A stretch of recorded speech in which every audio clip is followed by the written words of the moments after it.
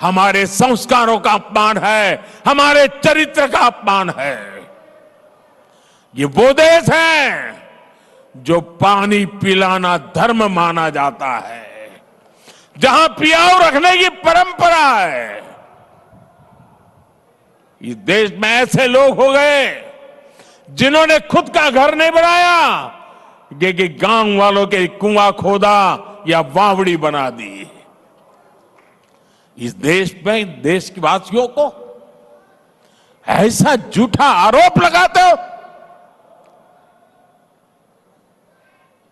चुनाव हारने का ऐसा डर कि कुछ भी बोलो। मुझे पक्का विश्वास है ऐसी ओछी बातें करने वालों को दिल्ली इस बार जरूर सबक सिखाएगी। इन आपदा वालों की लूटिया यमुना जी में ही डूबेगी।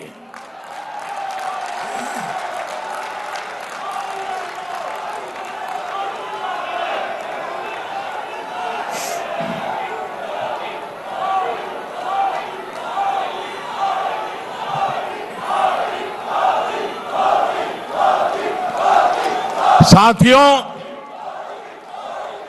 आपदा वालों की नीयत ही काम करने की नहीं है। पिछले 5 साल में दिल्ली विधानसभा सिर्फ 70-75 दिन चली है। ये दिल्ली विधानसभा के इतिहास का सबसे कम कामकाज रहा। इस दौरान दिल्ली में समस्याएं बढ़ी, लेकिन कानून सिर्फ 14 पास हुए। 5 साल में 14 कानून, इनमें से भी 5 कानून उनके जो विधायक हैं ना, उनकी सैलरी और पेंशन तो तय करने के लिए रहे। 5 यानी आपदा वालों को दिल्ली की आम जनता की समस्या से कोई लेना देना नहीं है। दिल्ली की समस्याओं के समाधान ढूंढने के बजाय इन्होंने विधानसभा के पवित्र मंच को, लोकतंत्र के मंदिर को गाली गलौज के लिए इस्तेमाल किया। साथियों, भारतीय गणतंत्र के 75 साल पूरे होने का जोश पूरे देश में है। 26 जनवरी को कर्तव्य पथ पर देशभक्ति की झांकी देश ने देखी। भारतीय सेना की दहाड़ आसमान तक गूंज रही थी। आज भी शाम को बीटिंग रिट्रीट में हमारी सेनाओं का कौशल दिखाई देगा, लेकिन हमें नहीं भूलना है, इसी दिल्ली में आपदा पार्टी ने सेना के पराक्रम पर सवाल उठाए थे।